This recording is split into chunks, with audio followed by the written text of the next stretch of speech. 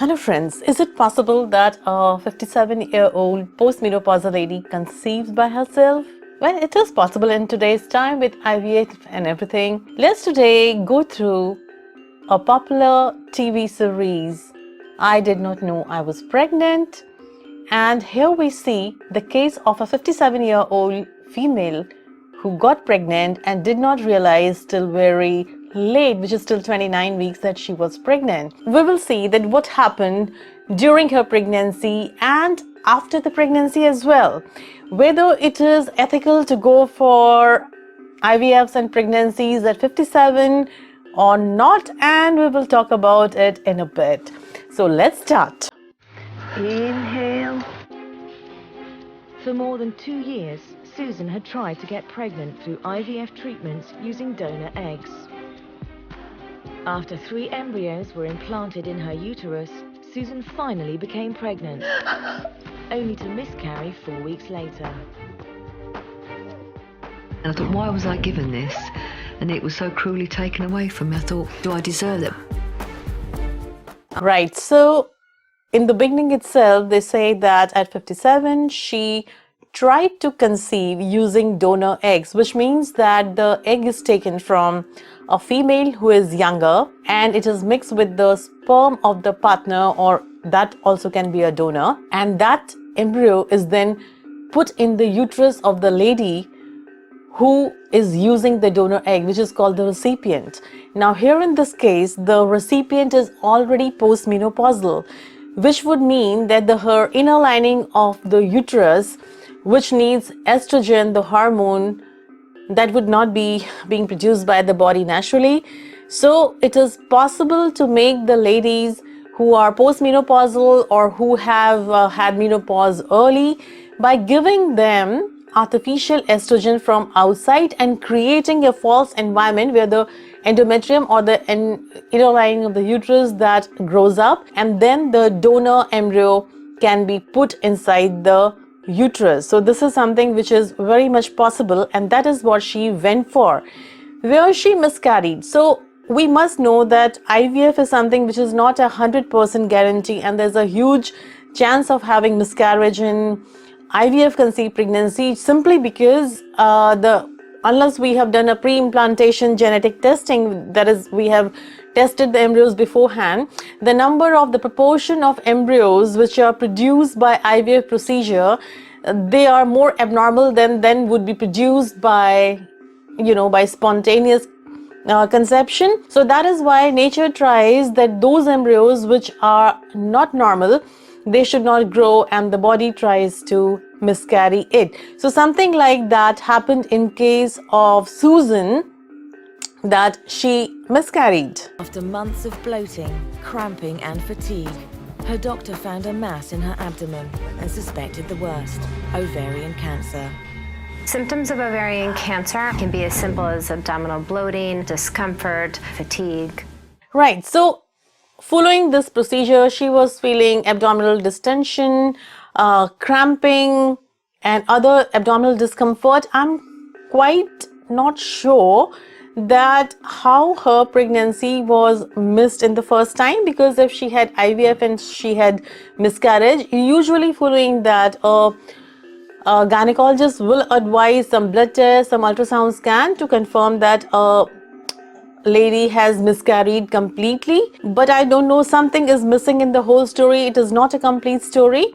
So following which, she noticed all these symptoms, and obviously she was not thinking of pregnancy at that point of time. She had thought that she has miscarried, and she went for a checkup further. And then what happened? Thinking that she has got ovarian cancer. And my immediate thoughts were, if it's ovarian cancer, there really isn't much they can do for me. Just before an emergency ultrasound, Susan phoned her husband with the devastating news. Hello? Hello, Nick, it's me. She said, this is the end of me. And it don't look like good news. I was shocked. Get here as soon as you can, okay? Bye. I walked in there with such a heavy heart, 'cause I thought there were still things that I wanted to do and hadn't done in my life. understand your doctor has some concerns and we'd like to explore those a little further. So if you just want to pop yourself up on the bench there, please. The scan did offer a diagnosis, but it wasn't the one Susan feared. Just try and relax. What have we got here? He said to me, congratulations. And I thought, why would you say that to a woman who's got ovarian cancer? Congratulations. And he said to me, you're pregnant. So I said, thank you very much. I went to get up. And then I sort of stopped and said, excuse me, what did you say? You're pregnant. Congratulations. Oh, OK. So I laid back down again. Susan didn't have terminal ovarian cancer. She was pregnant. What a happy incident. Here, Susan was thinking that she has got ovarian malignancy, and it turns out that she has got the pregnancy she was trying for, which she had desired, and she thought that she has miscarried. Age of 57. It was such a roller coaster of emotion. One moment my life was over, now I'm thinking, my God, I'm having a baby. My life's about to begin. Good news, eh? Oh, amazing news. And I said, how pregnant? She said, oh, about 29 and a half weeks. Are you sure? Are you really sure? 100%. Look for yourself. I had no inkling whatsoever. I didn't have any normal things like cravings or morning sickness.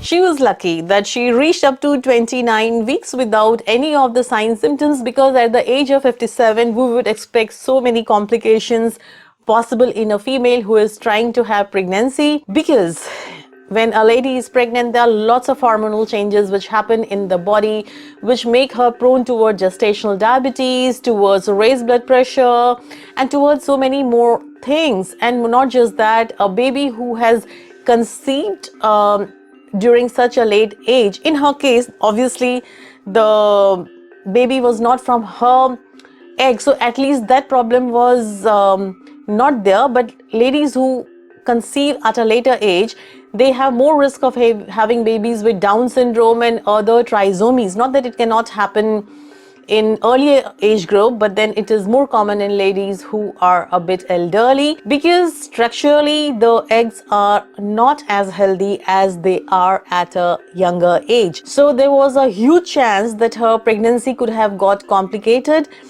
but lucky, isn't it? It was lucky for her. Nick arrived at the hospital thinking his wife had just been diagnosed with ovarian cancer. I was dreading to hear what the news was. She said, you better sit down and have a coffee. Well, I had the ultrasound. I haven't got cancer. Oh, that's fantastic. But we're pregnant. 29 and So right, congratulations. I don't know what kind of emotions they might be going at 57. The husband is younger than her, but then it must be quite a bit of an excitement that here she was trying for a IVF postmenopausally, which she thought that has failed, and here she was celebrating the good news, two good news, not just that she doesn't have ovarian cancer, but also she is pregnant. weeks earlier, Susan had been implanted with 3 fertilized eggs. What she didn't realize was that she miscarried just 2 of them, leaving her still pregnant with the final surviving embryo. We were just absolutely... So as they are mentioning here that 3 embryos were put in, and of which she had miscarried the 2, one had kept growing, which must have been missed in the first ultrasound scan. Considering that all the 3 embryos were of the same age when they must have been put in, I don't know how it happened, but then these things can happen in medical science, and yeah, good for her. over the moon because we'd given up all hope. I think I need a whiskey. Isn't that amazing? Our baby. All right, Susan, how you doing? Oh, lovely, Doctor. Yeah. We're so excited. Susan's age and her lack of prenatal care made it a high-risk pregnancy. A 57-year-old woman who... Right, so as I talked earlier, that her pregnancy was hugely high risk, not just for her, but for the baby. It would have needed extra care, and then here she was, unmonitored till 29 weeks of her pregnancy. The little heart pumping away, and there's just a little shape with a little finger. It was very moving. Would you like to know the sex? I think we've had enough surprises, don't you, Nick? Yes. Yeah. All right. I just thought, I want the child to be healthy. And then it said to me, Well, you should be looking forward to a little girl. Congratulations. It was just such a fantastic feeling. Oh, that's great. That's wonderful, as long as she's healthy. Once the baby reached 37 weeks gestation, it was time to deliver by caesarean section. Right. So usually it is said that the placenta of the ladies who conceive with IVF doesn't function as efficiently as in a non-IVF conceived pregnancy. And not just that, here in case it was the age also which was not very favorable for the pregnancy. So they decided not to go past the 40 weeks or not even up to reach the 40 weeks, which is the actual due date when we calculate. So they decided to go for a planned cesarean section after 37 completed weeks of pregnancy, because yes, when the lady is contracting, the baby can be distressed, and there are so many other things you don't know. You don't have too many studies of ladies at 57 who are contracting and who are delivering, so they took the safer way out. Risk of possible preterm delivery. I was a bit sort of scared about how it was going to go. The safest way, and the safest way is to have a C-section right now. On March the 25th, 2008, Susan was prepared for the operation. A woman that is 57 is much more likely to need a cesarean section. Her uterus may not contract as well. She also may be more likely to have placental issues. The only difficult part was when they gave me the epidural, because you feel the coldness coming, and Nick went to get up to sort of hold my hand. It's okay, honey. It won't be long. Epidural's in, and here we go. I felt this overwhelming panic. And here we go. I was very, very apprehensive because I was worried that maybe there was something missing or something not quite right. I think we're ready. Here we go. And here she is. The doctor delivered a baby girl weighing 2.9 kilograms. Because Susan hadn't found out that she was pregnant until 29.5 weeks gestation, doctors were concerned about the baby's health. My first words was, is she okay? Is everything fine? If a woman doesn't have prenatal care, So here she is at 37 weeks. She has delivered a reasonable size baby, 2.9 kgs, and everything looks to be good. Now the question is that at 57, if you are having a child that late, what happens when you are bringing the child up? It's not just about the period when you are pregnant, whether it is high risk for you as well as the baby.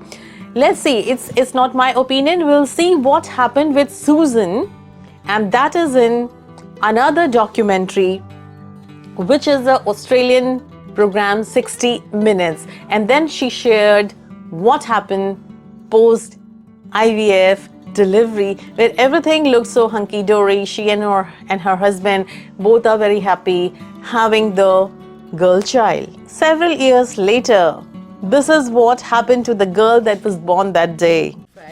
At 5 years of age, Freya Tollefson is a bundle of playful energy. No. Her 62-year-old mum, Susan, gamely trying to keep up. Yeah, you know, my big gun to shoot him. And high octane. So as you can see that Susan is quite happy with her 5-year-old daughter, but at the same time you can see that she is struggling to keep pace with the energy of her daughter, which is quite natural, isn't it? But at the time when we are thinking of such decisions to have an IVF child at a later age, we don't think of these repercussions, don't we? Have you been asked whether you're the grandmother? I mean, when she was about 2 or 3 months old, I took her to the health clinic, and the lady said to me, "Oh, it's very kind of you to bring your granddaughter." I said, "No. I said, "She's my daughter." She went, "Oh, really?" I said, "Yes, really." These kind of situations can be embarrassing for the children as well as the parent. Maybe not as much for the parent, but children for sure. And we don't even know what they undergo in the school, whether they are bullied or they face such challenges. Using a donor egg, Nick's sperm and IVF technology, little Freya arrived amidst a storm of public condemnation.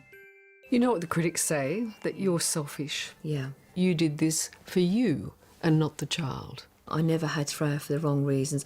I never had her as a fashion accessory or a designer baby.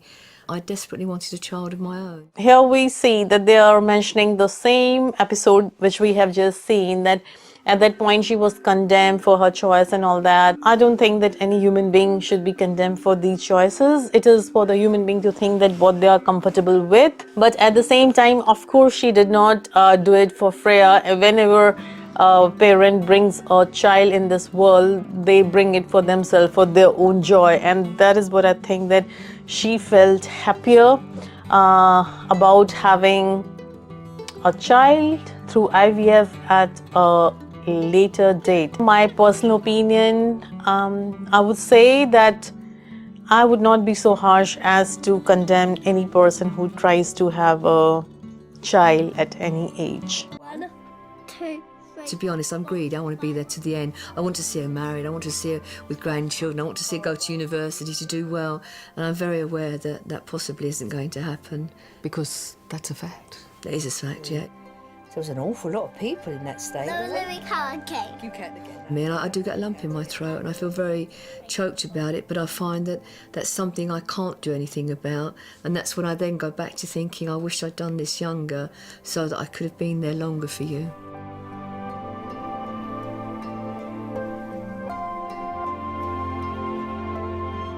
Today, Susan Tollefson is remarkably honest about the harsh realities of being an older mum.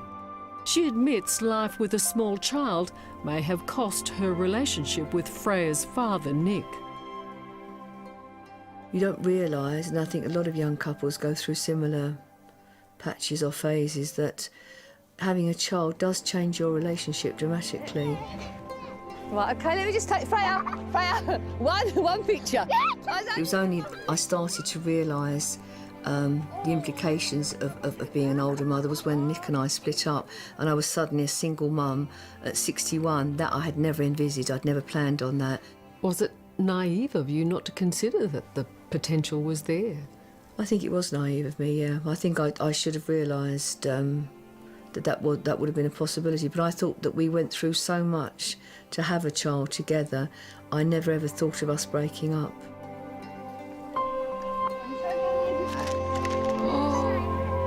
Right, so you see, that beautiful love story, it ended into this. At 61, Susan is a single mother taking care of her daughter single-handedly, and at that time she never anticipated that things like this can also happen, but they do happen. And that is why we have to have the far side. We have to think not just about ourselves, but also the lives which are dependent on us, in this case, Freya. In fact, Susan now believes IVF shouldn't be available to women of her age. But even you would agree that there should be a limit to who, I'm now saying what there age is, yeah. is. Yes, there is. I initially thought that 60, that was fine, but I'm beginning to think now that 50 probably should be the cut-off point, because even at 50, you've still got a good sort of 25, 30 years left, if your genetics are right, to have a child. So now with her experience, she has wisened and she thinks that it was wrong to go for IVF at 57, and maybe the legal cutoff for IVF should be brought down to 50. Well, maybe lesser than that, because as I said, that less we fiddle with the nature, less would be the bad outcome. We think that with technology we can overcome so many things. We keep on repeating that cliché dialogue that age is just a number, but remember that age is an important number. It catches up with you. You can use estrogen, progesterone, etc., and a whole lot of hormones to make your uterus look like that of a non-menopausal uterus, but then, and even have a pregnancy as well. But then there is so much more to the pregnancy and the rearing up of the baby and the social impact of it. Personally, if you ask me, I would not like to go ahead with IVF of a postmenopausal lady unless she has had a premature menopause, which is before the age of 40. And with this, I conclude I don't have anything to say whether Susan did right or wrong. What do you think? Well, you can make your own decisions and learn from Susan's story. Till we meet next time, have a great week ahead. Bye bye.